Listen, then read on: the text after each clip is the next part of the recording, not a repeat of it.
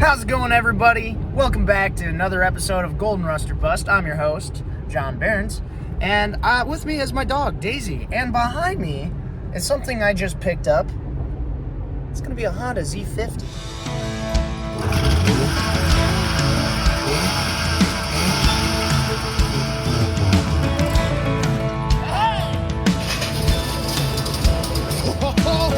There we go!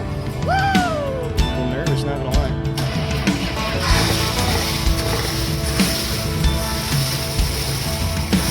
Woo!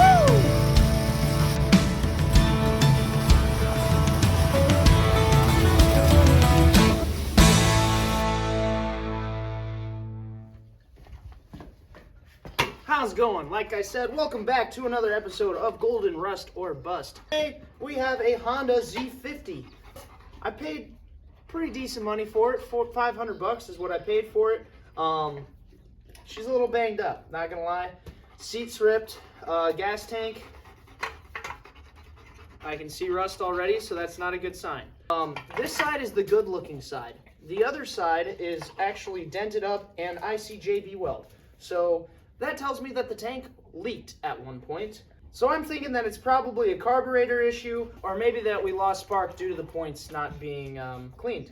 So what I'm going to do is I'm going to actually take the spark plug out and see if we have spark, and we're going to start from there. I already know that the machine has compression.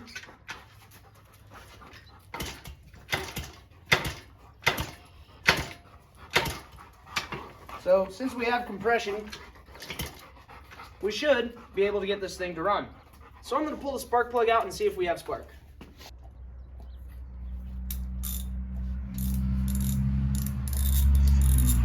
The spark plug's out. It's really black. I mean, it is really dark. So the spark plug is extremely dark. A lot of soot on that. So I'm guessing it was running pretty rich. And we have spark.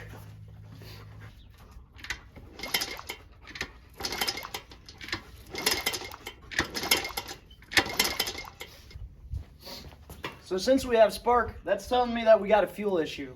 So I might squirt a little gas down the throat and see if we can get this thing to pop off. All right, I got some fuel in it. I'm gonna see if I can get this thing to make any noise.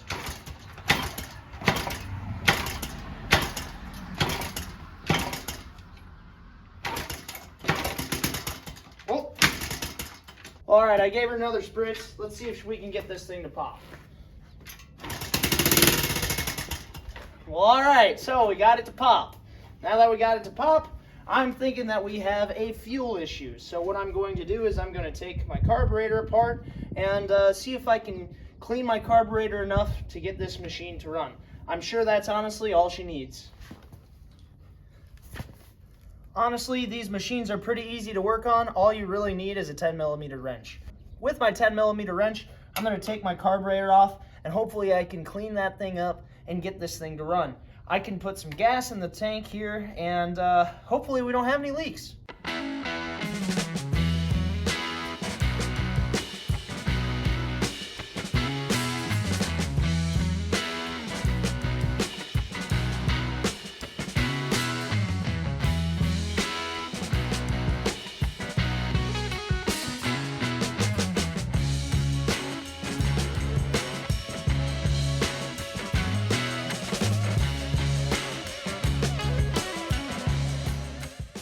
Well, all right, we got the carburetor off. I'm gonna start cleaning this thing up and hopefully we can get this thing to run. All I'm thinking is that it's looking pretty dirty down on the inside of there. I'm just gonna clean this carburetor up and see if we can get the machine to run.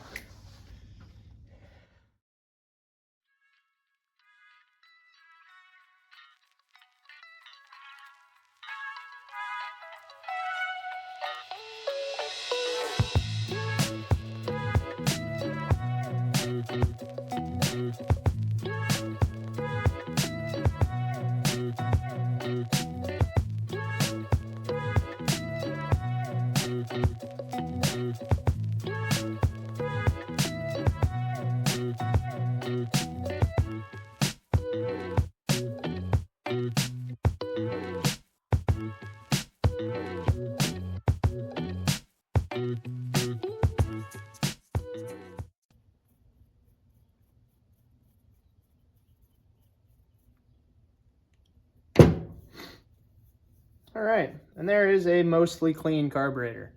I mean, it's not the cleanest, 100% probably. Now I'm gonna slap this thing back on that bike, and we're gonna go from there. Hopefully we can get this thing to run.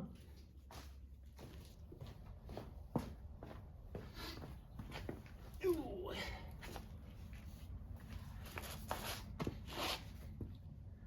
All right, so I got my carburetor. I'm gonna put my carburetor back on the machine. Put this back on there, which looks like it is kind of a homemade doohickle. Let's take the tank off, actually. All right.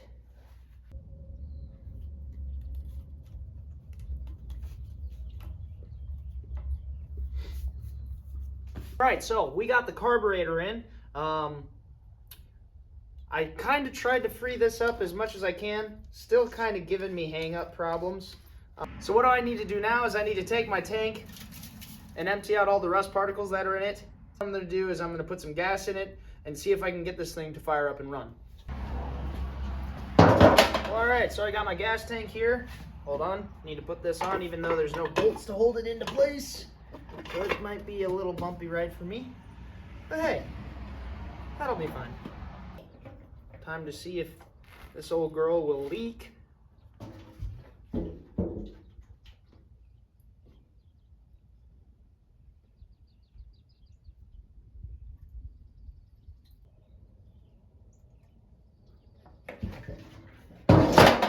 Should be enough to get me from point A to point B.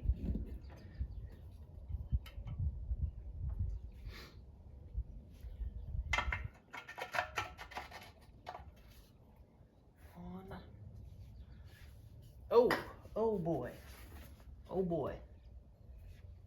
Yeah, I say we got a leak. Now, my thing is I'm assuming the floats don't work, and the floats are no longer floating. That or it's not shutting off, so I'm gonna just give this thing a good old-fashioned tap.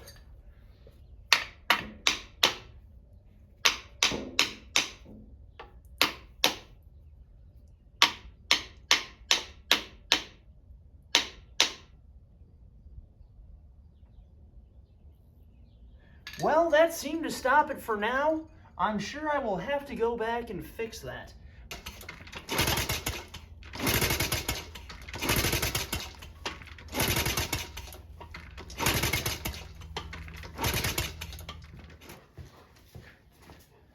Alright, so what I had to do is I had to go down to my grandpa's and I had to go and get a new spark plug because I feel like the old spark plug was fouling out. So I got the new spark plug in.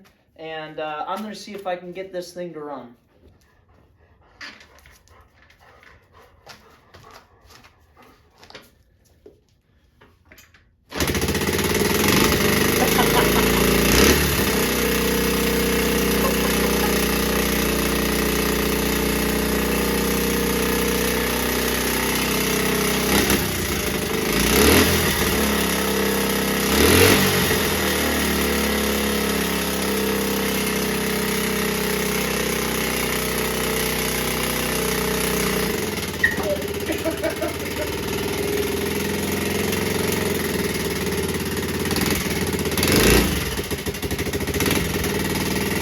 Well, it has its first gear in it.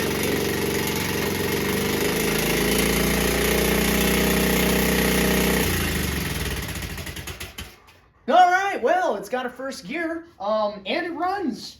It runs. So that's good. So we got a running machine now. What I need to do is I need to go and put air in the back tire because it is pretty low. And then I need to hook up everything else. I need to hook up my back brake assembly, and it should be ready to roll. I do not have a headlight, so I'm not going to be driving it at night tonight. So at least I'm going to go and fill the tire up with air. I don't have a compressor here, so I will have to go. I did, but I forgot it down at Grandpa's. So I'm going to have to go and fill this up with air. Who knew a Nissan could hold 3 mopeds? I had no idea, but now you know. If you would like to take some mopeds somewhere, just fold the seats down in a Nissan Xterra and put 3 mopeds in the back. It's fine. It'll buff. It'll be fine. Well, all right, I'm gonna start calling the Nissan the clown cars of mopeds. Because if you open this door here, as you can see, I have, stay. All right, I have, hold on, it's coming. I have one moped, well, scooter, moped, trail bike, whatever you want to call it. One gas can. You need a hand there. I do need a hand, sir. If you could, please. Okay. Oh God. Oh God. Oh. All right. Two. I'm sure I'm supposed to hold on to this rack to move it. Yes, absolutely. 2 mopeds.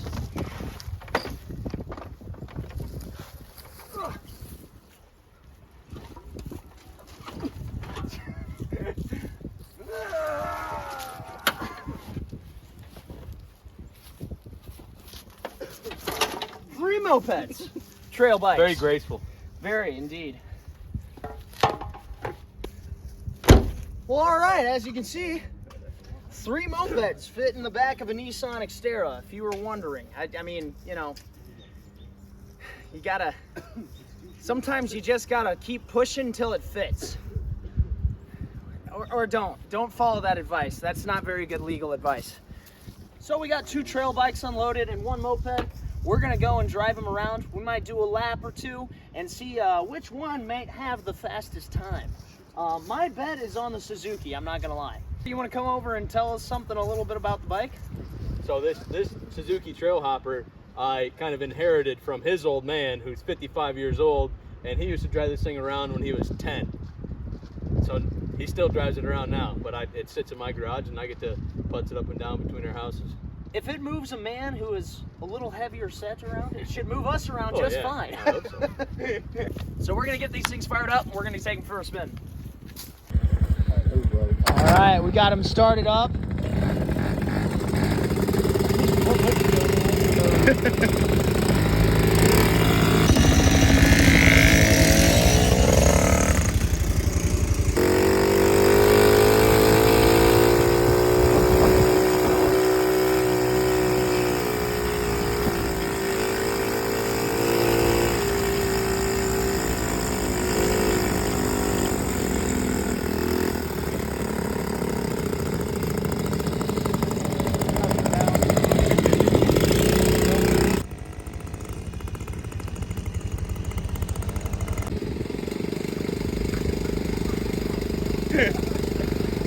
Looks like we got some down trees. I'm trying not to spill my beer.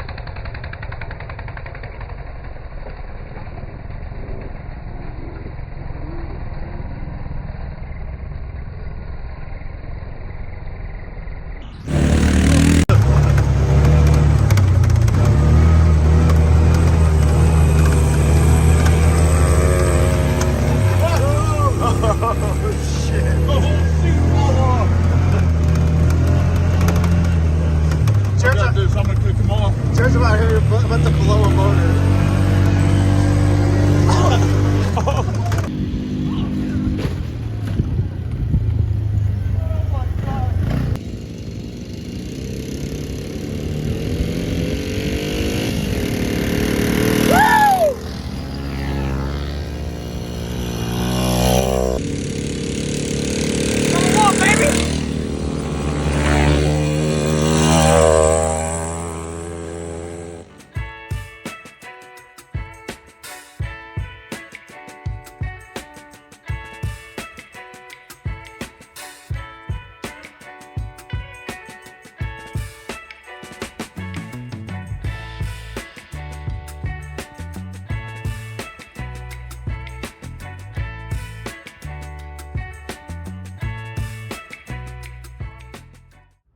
So, all right, well, we did our little race. We had a couple wipeouts, that's for sure. A leg might have come out of one of the tracking vehicles and hit one of our riders. I don't know if that's a disqualification or if it's a... No, I won. You That's won what that means, because yeah. of a Yeah. because of a Oh, okay, I- all right. But anyways, as you can see, the seat came off. Well, it's because I don't have any bolts in the bottom of the seat. Hey, we'll fix that someday.